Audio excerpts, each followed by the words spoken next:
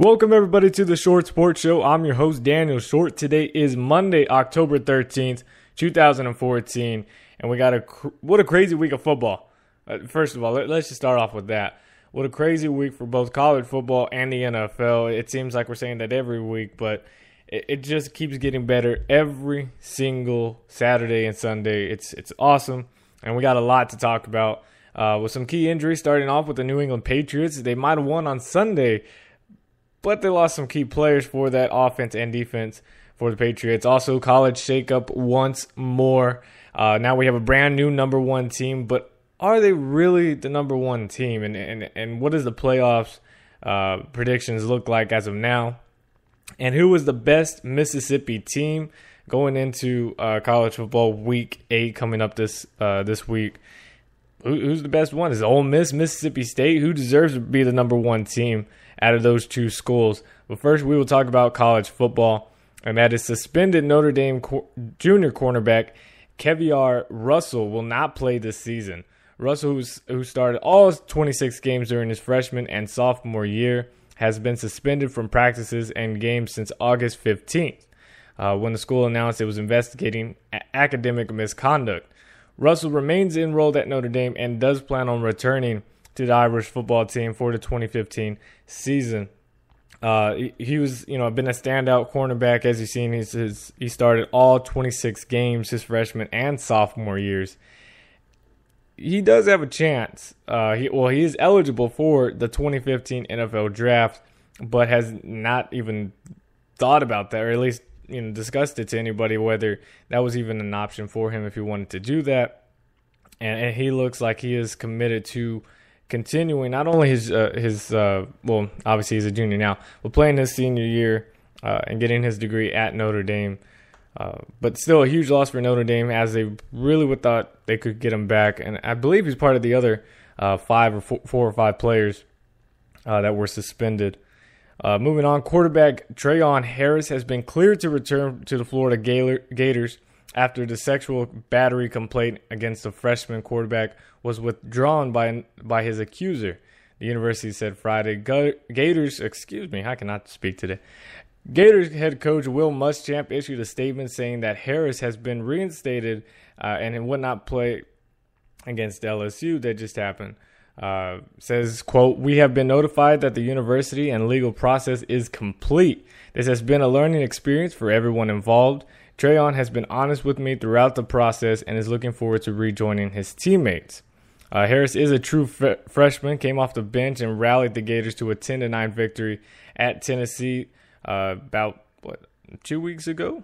2 weeks ago, and have played on he's now playing on an interim suspension, which banned him from the campus and all team activities, but would allow him to take online courses. So even though this legal thing is all done with as of right now, because she did withdraw, but can still proceed the legal, going after him again later in his career. So in case he does get good, they want to put this story out, and then let's say his college career is successful, becomes like another, top quarterback like Jameis Winston or something, goes on to the NFL, she can then go back at him and take any money from him, and which is most likely the whole point. So who knows? But even though he is back, there is a little question mark whether he will actually play. And Jeff Driscoll has been been playing miserably this past season and even last season. So it's whether should we throw him back in. He's still, again, like on the interim suspension. So who knows? Just because he is reinstated back to the football team, he is still, like I said, interim suspension. So it doesn't mean he's clearly out of it just yet to become the starting quarterback for the Florida Gators, even though he was really good. His game I don't know if you guys saw him when he took over. I believe he started off like 6 for 6 and had like 2 touchdowns out of it, 2 big bombs to the Florida wide receivers. So he does have talent, and hopefully he can get back on the field soon. Another quarterback that does have talent but will miss a few games is Clemson quarterback Deshaun Watson. He left Saturday's game against Louisville with a broken bone in his right hand. He is expected to miss 4 to 6 weeks, and that is not good. He came out I believe after the first or second quarter, and just on the sideline, just with the cast over, and huge disappointment. Clemson was trying to bounce back, trying to get things going again for the season to get the best bowl game they could possibly get, and he's the best quarterback in the nation right now. I don't know if anybody's looked at the stats. He has the best quarterback rating, I believe, at a 91.6. That was before Saturday's game, and I believe had the best completion percentage out of any quarterback in college football right now. So it shows you, as a true freshman, this guy is a legit quarterback. He could play the system for Clemson and Dabo Swinney's offense, and just needed to get started. But it's a huge miss for them, as he will miss 4 to 6 weeks with a broken finger in his right hand, which, by the way, is his throwing hand. That's why he's missing the games. And also, last news before we go on to Week 7 recap is number 3 Ole Miss and number 14 Texas A&M at the time drew over 110,000 fans on Saturday night. The exact number was 110,633, and it marked a single SEC single game record. It is also the most people to ever attend a football game, college or pro, in the state of Texas, which A&M did. They didn't help them, as they lost 35-20 to Ole Miss. But that is huge right there. And their stadium they just finished the first phase of renovating the stadium for Texas A&M. There's still more to be done. I believe it only holds 102,000. They were able to squeeze the other 8,000 somewhere else. But it's expected to be done by prior to the 2015 season for the Aggies. That's incredible, especially in the state of Texas. It's all about football. Everybody knows that. And for even a pro game, and the Dallas Cowboys, I know Houston Texans, they don't even hold close to 100,000, do they? Especially for the Cowboys, the Cotton Bowl or something, one of those big games at any point in college football or NFL history, never got over 110,000, but the Ole Miss Texas A&M game did it. I don't know. I feel like there was, not saying this wasn't a good game. I just feel like there's probably a lot more other games out there in all of history of the Texas football history that would have drew over more than 110,000. But congrats to A&M for that record, but obviously didn't help you get the victory there. Let's go ahead and recap Week 7 of a crazy college football week. First was Red River rivalry. Texas and Oklahoma went at it, sharing punches, and really Texas put up a good fight, and they might have something going on now. The first few weeks they struggled, and now it seems like they're getting momentum. They lost the close game against Baylor. They held Baylor down. Had no offense going into the game, and this game their offense actually showed up, and like I said, just pulled out punches against Oklahoma. But obviously Oklahoma being the more experienced team and trying to rebound against last week's loss to TCU. They did it. 31-26 was the final score. But really, it's got to be all heads up for Texas. I know this is a huge rivalry. Texas-Oklahoma is one of the biggest ones in college football. To lose this game, there's not a lot of times you have your heads up after you lose this type of game. But for what the situation's happening at Texas, this is, you got to take a lot of positives out of this. That you kept up with the number, not only last week, you kept up with the top 5 team. You kept up with now the number 11 team in the nation, in Oklahoma, who was a top 5 team last week. You almost got this game. And there's things, they just need to take away the mistakes. You take away that pick 6 from Tyrone Swoops to Zach Sanchez early in the game, you might have actually won this game. So Texas, it looks like they might be, even though the record doesn't show, they might be getting things going on now. Then Florida State handled Syracuse 38-20, kind of let them come back. It wasn't close at all. I believe it was like 30-3 or 7 like that late in the game, and just put in the backups. The final score was 38-20. Georgia, shocking, without Todd Gurley, who was suspended, and it might be for the rest of the remaining year. Just like that, they blank Number 23, Missouri, 34-0 without Todd Gurley. People were saying, all right, this was the game for Missouri. Bounce back, jump up back in the polls, knock down the top 15 team. They don't have Todd Gurley. They don't have an offense. Hudson Mason can be, up and down a lot of times. This is, chance for Missouri. Blanked. Just absolutely shut out at home against Georgia, 34-0. Duke knocks off undefeated Georgia Tech, 31-25. Georgia Tech was 22 in the nation and 5-0 at the time. Drops to 5-1 and out of the top 25. And how about North Carolina and Notre Dame going at it? I think Notre Dame might have been looking ahead for next week's matchup against Florida State, thinking, all right, that's going to be the matchup that's going to boost us up out of the, stop being number 5, stop being number 6 team in the nation, puts us in the national championship talk. Not so much. You got to get past North Carolina first, and that barely happened. Final score was 50-43. A lot closer game than it should have been. But, honestly, I thought North Carolina could probably keep up with Notre Dame, at least make it a close game.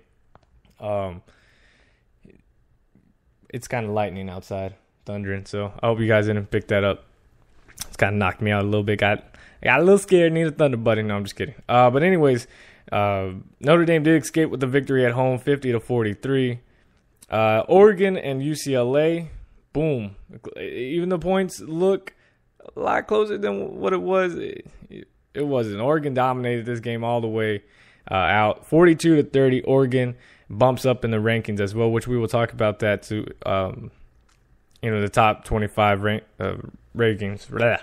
I was going to say rankings, all the same. Michigan State dominates Purdue 45-31. And how about Mississippi State going against Auburn and handling them 38-23? I believe it was 21-0 for Mississippi State, and then just let Auburn come back a little bit. But in the game, Dak Prescott handles it, and he might be the front runner for the Heisman Trophy as Todd Gurley is out. Quarterbacks usually win it, so Amir Abdullah probably won't win it. So Dak Prescott, out of nowhere, dominating. Oklahoma State barely escapes against Kansas, 27-20 on a kickoff return for a touchdown to seal the deal, and then an interception late. Oklahoma State, I don't know if they're really, I believe they're now number 15. I don't know if they're a top 15 team. To struggle against Kansas, who fired their coach, week 3, week 4 of college football. Yeah, I don't know if you barely escape with the victory. I don't know about that. Talk about an escaping victories. How about number 7 Alabama going on the road to Arkansas and winning 14-13? It was 7-6 at halftime and just basically the same thing in the second half. I was rooting for Arkansas because at the time my TCU team was number 9. If they could knock off Bama, we would jump up tremendously. That didn't happen, and it doesn't matter. Didn't matter at all. Alabama gets the victory, 14-13. And I saw an article. I didn't read it at the time, but I bookmarked it. And it was saying, is anybody really scared of Alabama anymore? Everybody used to be scared of playing Alabama and Oregon, thinking they were untouchable. They were the teams, that, either Stanford or LSU or Auburn were going to beat those, teams for their respected conferences. And that was about it. And everybody else, was always afraid to play them. I don't think anybody's afraid to play Alabama anymore, and probably not even Oregon anymore.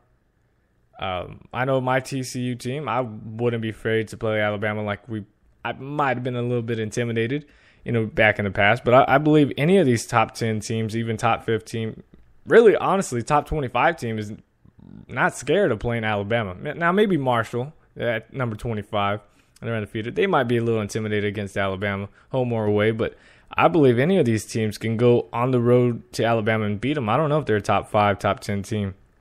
We'll discuss that in just a little bit. East Carolina defeated USF 28-17. Like we were just talking about, Ole Miss defeated Texas A&M 35-20. And how about USC climbing back in the top 25 after they get in the top 25, they get out, they get back in, and then they get out, and now they're back in as they defeated number 10 Arizona on the road 28-26. Let's go ahead and look at the rankings for the top. Oh, actually, let's talk about the big game. Just make it real quick. And that is my TCU Horned Frogs, number 5 at the time, number 9 at the time, going on the road to play number 5 Baylor. Now, I've said all year long, I've said it last year, I said the year before, Baylor is not good. Now, I believe that last year. That's why they got dominated against USF in the Fiesta Bowl. I'm not going to take that back. Baylor was not that good. This year, it's a different story.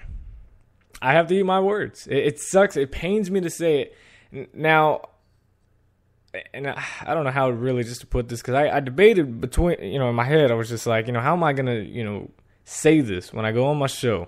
Now, of course, I watched the entire game. I was even late for work just so I can watch the end of the game, which I was very disappointed in, obviously, the outcome. Final score was 61-58. TCU does not know that score at all. We are a, number 1 defense in the nation at, for the past 8 years we've been that. And I'm not going to go down memory lane or anything, but we don't allow teams to score more than 40 points on us, in history-wise, in the past, decade. 15 years, I should say now. That was different against Baylor. Baylor had that offense that was really not complicated at all. People think, it's got to be complicated. They get all these guys wide open all the time. No. All they do is line up and they outrun you. And if they, they try to outrun you. And if they do, boom, touchdown. If they don't, then you don't see the plays. If you watch the game, you see Baylor run the exact same plays in almost the exact same formation every single time. It was a quick screen, a play action, that, the same, they just flipped the formations, left to right. Either way, it was the same thing. They ran the same halfback draw, same out routes. Really simple. This was one of those games where we basically got out-coached. And that's rare to say. Gary Patterson, one of the greatest college, head coaches, not being biased, and, you go look it up. A lot of people agree with that.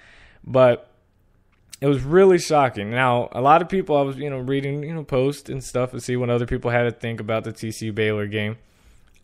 I'm not blaming referees on this one, because honestly, it was half of the referees were going for TCU and half of them were going for Baylor. You could tell. The line of scrimmage referee, I don't exactly know the names for each referee, but the guy that was on the line of scrimmage oh my goodness, my poster just fell. That was scary. Just killed the mood right there. Anyways, that just threw me off. The line of scrimmage referee on Baylor's side, and of course, if you're going to be on the opposing side, you better call going to be on their side, whatever. He would give Baylor extra yards than they probably should, about an extra yard. Remember, I can't tell you which down it was. I believe it was in the third quarter. Trevon Boykin, that was another thing. We ran the same plays. And I'm going to speed this up because I'm not going to talk about this all day. A lot of people are not TCU and Baylor fans. I understand that. You guys want to get on to the NFL, NBA, baseball playoffs. I understand. I'm going to speed through this. Anyways, we ran the same play. It was like an option play. And Boykin kept it each time in the first and second down. We gained a yard each time. After first down, the guy marked us at the line of scrimmage. Second time, he put us at the line of gained 1 yard when we should have been actually an extra yard.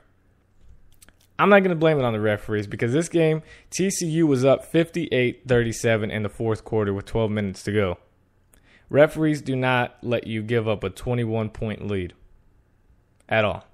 We made a mistake right before halftime, of course. Long snapper right over the punter. They end up getting a field goal with 1 second left, which time probably should have ran out, but I'm not going to blame it on that. We threw so many passes, and this is all for all the TCU people out there. We threw so many fades that we shouldn't have on easy third downs and shorts. Third and shorts, fourth, when we went for it on fourth down, fade when all we needed was like 3 to 4 yards.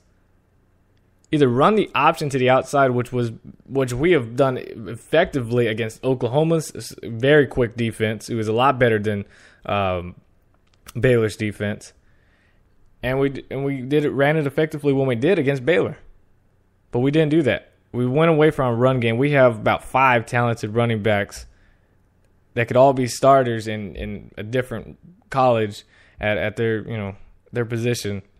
We don't run the ball at all. I understand we want to do this air raid offense and pass the ball crazy and stuff like that. When we put up points of 58, that's awesome. I love to see that. TCU hasn't put up 50 points in forever since other than the SMU game, but that's SMU. Since back in the Andy Dalton days. That's a long time ago. So anyways, it's awesome to see those points, but when you have a 21-point lead in the fourth quarter on the road and you continue to pass a fade route when all you need is 3 yards to convert for another first down or so, kind of ridiculous. So basically, TCU lost this game. Baylor, I'm not taking any credit away. Baylor's a very talented football team. They probably deserve to be in the playoffs. I don't see anybody else beating them other than Oklahoma. I don't see anybody else beating TCU the rest of the year. But it is disappointing. The reason it stung the most at that loss was because TCU actually had a chance, not only at the playoffs, but at a national championship when everybody has written us off. That's why it sucked that we lost. And also losing to Baylor. I'd rather lose to, Oklahoma or, somebody else.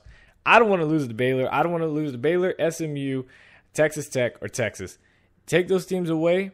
If those are our only 4 wins every single year, I am fine as long as we beat those teams. When we lose to those teams, it pains, and especially when you have a national championship shot, it sucks because honestly, the AP poll and everybody else, all those voters are not going to put a one-loss TCU team, even in the loss against Baylor, if Baylor remained undefeated the rest of the year, they're not going to put us in the playoffs over a one-loss Oregon, a one-loss Michigan State, one-loss Auburn, one-loss Bama, one-loss Notre Dame, any of these other teams, especially the SEC because it's so SEC biased. So that's why there's not even unless the only way we can get in is every team loses 2 games this year. That's ahead of us. That's it. There's no way we get into playoffs, which is really disappointing. This has to be that way. But that's it. That's all of my TCU rant. Congratulations to Baylor. Enjoy this because Bryce Petty is gone next year, and you come to our place, and Trevon Boykin's going to be a senior. Just saying. Alrighty, moving on. Let's move on to the top 25 rankings. It's Mississippi State at number 1. They overtake Florida State. Florida State drops to 2. Then Ole Miss at 3. Finally, we just have one number 3 team. Then Baylor. So right now, if the playoffs started, it'd be Mississippi State against Baylor and Ole Miss against Florida State. I like to see a Mississippi State Baylor game. I think that'd be interesting to see how that defense does when they're really tested against an offense like Baylor. Baylor has a good offense. It sucks. It pains me to say that so much, but I think it's a lot better offense than Texas A&M because they don't throw the ball effectively like Baylor does. So we'll see. Then Notre Dame at number 5. I hope Notre Dame gets in it. I think, obviously if they beat Florida State next week, Florida State drops out completely. The voters are ready to drop out Jameis Winston in Florida State. One loss, boom, they're going to drop him. Just watch. Then Auburn, Alabama, Michigan State, Oregon, and Georgia at number 10. And this is the part I don't agree with. I knew TCU was going to drop, obviously, with the loss. But how are you going to put Oklahoma at 10 and Oklahoma at 11 and TCU at 12 when we're the team that beat Oklahoma? We have the exact same record as Oklahoma. Maybe they have one more win because we had 2 bye weeks already. But that's ridiculous. How are you going to put them above us when we beat them? But it doesn't matter. Ohio State 13, Kansas State, Oklahoma State at 15. TCU plays Oklahoma State, so this is a huge chance for TCU to bounce back, to be the top 15 team, the number 15 team in the nation, and that could jump us back in the top 10, which is nice to be in there. Then Arizona drops from 10 to 16. Arizona State at 17. East Carolina, Nebraska, Utah at 20, and then finally 21 through 25 is Texas A&M, USC, Stanford, Clemson, and Marshall. Marshall's undefeated, 6-0, number 25. Just thought I'd throw it out there. And also, I was looking at bowl projections, and obviously it's still early in the season. I mean, it's week 7. I guess almost middle of the year. But anyways, They had TCU playing Stanford in the Alamo Bowl. Obviously, I would like to see TCU being that Cotton Bowl just because it's a bigger picture, bigger, more national hype around it. Even though actually the Alamo Bowl, I believe, gets the most ratings, even more than the actual national championship game. I know that at least they're number 2, that's for sure. So I don't know. Alamo Bowl might be better. But if they are, I am so going to that game. I'm a lot closer to San Antonio than I am to Fort Worth. So if I can see my TCU Frogs play a good Stanford team, that's one heck of a matchup. I'd love to watch that. But anyways, let's move on to the NFL. We got to speed this up. Bengals wide receiver A.J. Green told ESPN's Bob Holtzman on Sunday that he expects to miss next Sunday's game due to a toe injury that held him out of this week's 37-37 tie with the Carolina Panthers. A.J. Green will see a foot doctor again this upcoming Friday. Bengals, I mean, can't say they didn't, that they really needed him because, Jermaine Gresham, I believe, had 8 catches, 68 yards. Brandon Tate, Sanu, I can't think of his first name. Sanu, he had over 100 yards. And Brandon Tate also had a touchdown, and he was catching the ball effectively, moving the chains. And obviously, Giovanni Bernard, 137 yards and a touchdown. And an unbelievable, did they say 82-yard run? I don't have it on me. Either way, he had an incredible run. Bengals, I mean, obviously it'd be nice to have A.J. Green, being the top wide receiver in the NFL. But you got to say, you did a good job without him. Excuse me. People that do need players is New England Patriots. They lost linebacker Gerard Mayo, who was carted off the field with a knee injury in the second quarter of Sunday's 37-22 win over the Buffalo Bills. Did not return. The Patriots also lost running back Stephen Ridley to a possible ACL tear and guard Dan Connolly to a head injury. Ridley is scheduled to have an MRI today to determine the severity, but it is likely he did tear his ACL. So there you go. You lost your number 1 running back. Even though running back, you've always gone by running back by committee, so I guess it's not that big of an issue.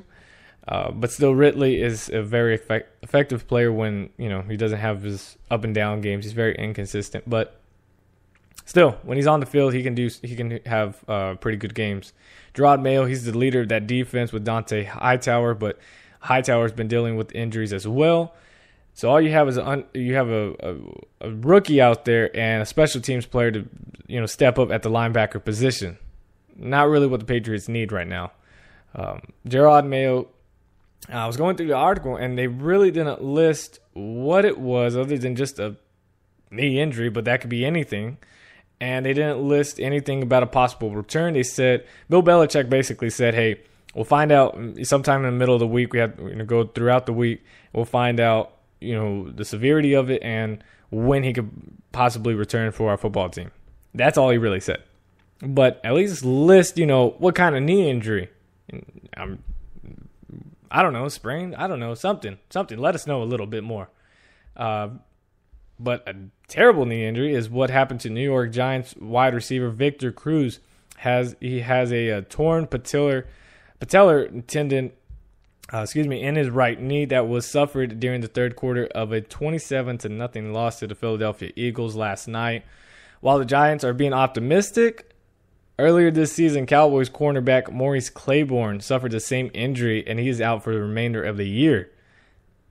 So that kind of tells you, hey, it's awesome, be positive. That's what you got to do. But same guy had, even he's on the opposite side, on defensive side, but same injury.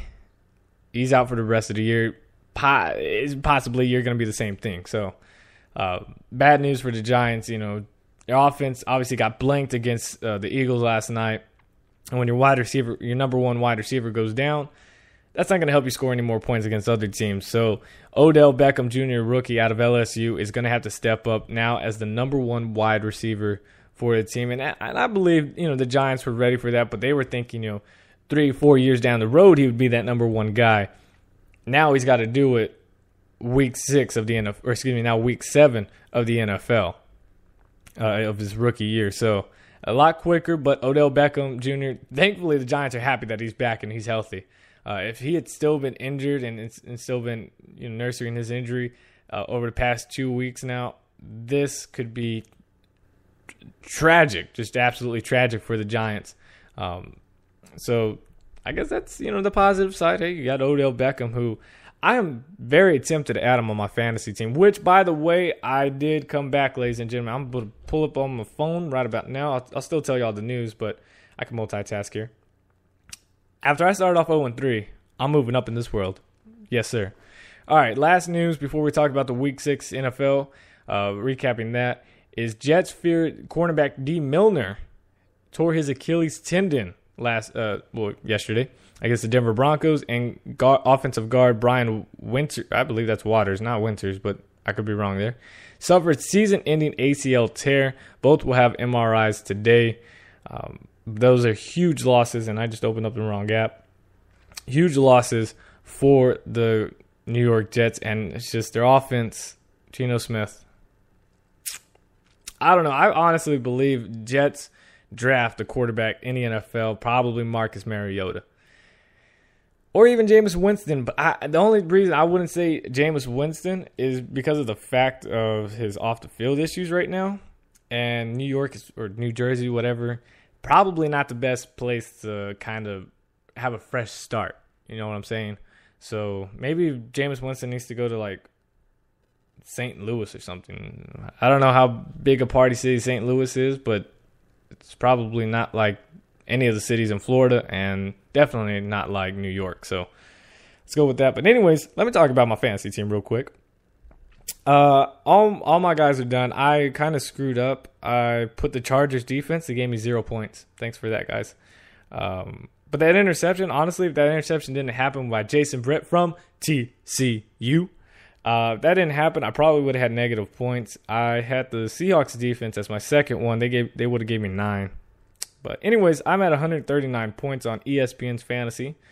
And I'm going against the guy who is at 113. He has one player left, and that's Frank Gore for tonight's game against the St. Louis Rams. Gotta hope he doesn't get to 139. Oh, geez, man. I really cannot lose this. What's my record? Let me know if you guys think he could possibly break that. Thankfully, he's playing the Rams. I don't think he will. What the heck? I am 2-3 right now on the year. If I win this, which I believe I will tonight, I will be 3-3 at 500. It's a brand new ball game. It's a brand new season right here. I'm ready to bounce back. Don't count me out. All right, let's move on. Week 6 of the NFL. Jacksonville Jaguars winless, and Blake Bortles. How about Blake Bortles? He's making me buy my words. He is doing a pretty good job. I believe he started the game 14 of 16. Buck something. He was doing really good, but could not get the victory. 14-16 was the final score. They had no run game. Look for the Jacksonville Jaguars to probably draft Amir Abdullah in the first round, or even Todd Gurley if he comes out. Actually, Todd Gurley, yeah, he will come out. Look for them to draft a running back, possibly even both if they can. Wouldn't that be crazy? Todd Gurley and Amir Abdullah as your 1-2 punch. I don't know, Jacksonville. I think I just gave you a great idea right there. I don't think they thought about that. Because Blake Bortles was their leading rusher at 38 yards. Just real quick, FYI, I don't think Blake Bortles is a running quarterback, but that's just me. So anyways, they go winless again, and the Tennessee Titans go win the game 16-14. Baltimore Ravens, how about Joe Flacco? For a small amount, percentage of you that started Joe Flacco on your fantasy team, which I feel like there are not a lot of people that would have put Joe Flacco, on their starting quarterback. 5 touchdowns in the first half. Final score is 48-17. I really feel bad for Lovie Smith and the other coaching staff, but yeah, I don't know what you got to do. I say just quit, dude. After the year, just collect your money and bounce. You lost to 48-17, and you lost to the Falcons, 56 to same thing, 17 or something like that? I don't know. Denver Broncos escape, and Peyton Manning, I believe, is 2 touchdowns away from tying Brett Favre's most touchdowns in a career. Final score is 31-17. Looked like the Jets were pulling back. It was 24-10. Jets go down there, they score, then they stop the Broncos. It's now 24-17. About 3 minutes left. Everybody's getting crunk in New Jersey, and then Geno Smith does the unthinkable, which really not unthinkable. Pick six, gone. In the game, 31-17 seals the deal. I was hoping the Jets would win because as a Chargers fan, we need Denver to lose as many games as possible, separate it to get some separation. We're still a half game above them thanks to the bye week, but yay. Detroit Lions win an ugly game against the Minnesota Vikings as Teddy Bridgewater throws 3 interceptions. I believe, 2 of them in the end zone or in the red zone? I know one was in the end zone. Final score was 17-3. We talked about the Patriots game, 37-22. How about the first tie of this season? And it seems like the Bengals are just cursed in ties as they tied with the Carolina Panthers, 37-37. And this should honestly bring out the topic of let's change this stupid overtime rules. This is ridiculous. Why do we have a tie in NFL? If college football goes to 3 to 4 overtimes, don't you think the NFL would like that too for the ratings? I'm thinking you get higher ratings in a 3 to 4 overtime victory for one team than a tie. That's just stupid. It's stupid. It really is. It should be the same thing as college. You start at that 25-yard line of your opponents, score a touchdown, blah, blah, blah. Keep going. Once you get to past the second overtime, once you get into that third overtime, you got to go for 2. You can't kick an extra point. Think of the excitement it'd bring more, because the NFL right now, you're not getting too many exciting things other than no, it's not even exciting. So I'm just saying. How about them Cleveland Brownies? Look at that, 31-10 over the Pittsburgh Steelers. I don't think anybody had the Steelers getting dominated against the Pittsburgh Steelers. Or getting dominated against the Cleveland Browns. Without Johnny Manziel, where are you? I'm getting scared. Not a lot of people talking about you anymore, which is good for you. But you seriously haven't beat Brian Hoyer by now? What's going on, dude? Green Bay Packers defeat the Miami Dolphins 27-24. San Diego Chargers, my Superchargers, barely escape in an egg-infested Oakland. How rude is that? We're on the bus getting to the game, and they throw eggs at the bus? Are you serious? And you lose. And you haven't still won a game. But much respect to Derek Carr. I thought he was going to be a bust, too. He's an excellent quarterback. But that was just so disrespectful. Chicago Bears defeat the Atlanta Falcons 27-13. Arizona defeats Washington 30-20. I didn't even know they were playing. That's how boring the game was. Philadelphia, we talked about that, 27-0. And how about them Cowboys? They go on the road, do the unthinkable, and they defeat the Seattle Seahawks on the road in Seattle, Washington, with the 12th man supposed to be crazy and loud. The Cowboy coaches, assistant coaches, called out Richard Sherman and said he was overrated before the game. Dez Bryant did work on Richard Sherman, to be honest with you. He really did. May not have put the 100 yards. I don't know if he did. But he got the best of Richard Sherman. Dallas Cowboys win 30-23. Cowboys are 5-1. Tied with number 1 in the NFC East. First time since 2007, the Cowboys have won 5 straight games. The reason I paused a lot for that is because of the fact that who would have thunk the Cowboys would have done that? Everybody was looking for a Tony Romo interception to Cam Chancellor, Earl Thomas, or Richard Sherman. But there's no excuses for the Seahawks. Russell Wilson was the one that threw the interception in the game to Rolando McClain. Awesome story. Can't wait to see an E60 about him or something. What an amazing story for his comeback. But wow. Cowboys did it. Now, I'm not saying Cowboys are for real or anything. I don't think we should go on that far of a whatever margin or whatever you want to say, because I know they're 5-1. There's still a lot of football still to be played. Not to take anything away from the Cowboys. Not to take anything away from them, but there's still a lot of football to be played. And I don't think they're Super Bowl contenders just yet. Let's move on. Something that we haven't talked about on the show, as we will end this show pretty soon here. The NBA, Kevin Durant, reigning MVP, has a fracture in his right foot and will likely miss at least the first month of the season. And the Thunder announced yesterday, the team said Durant has a Jones fracture, which is a broken foot and the base of the small toe.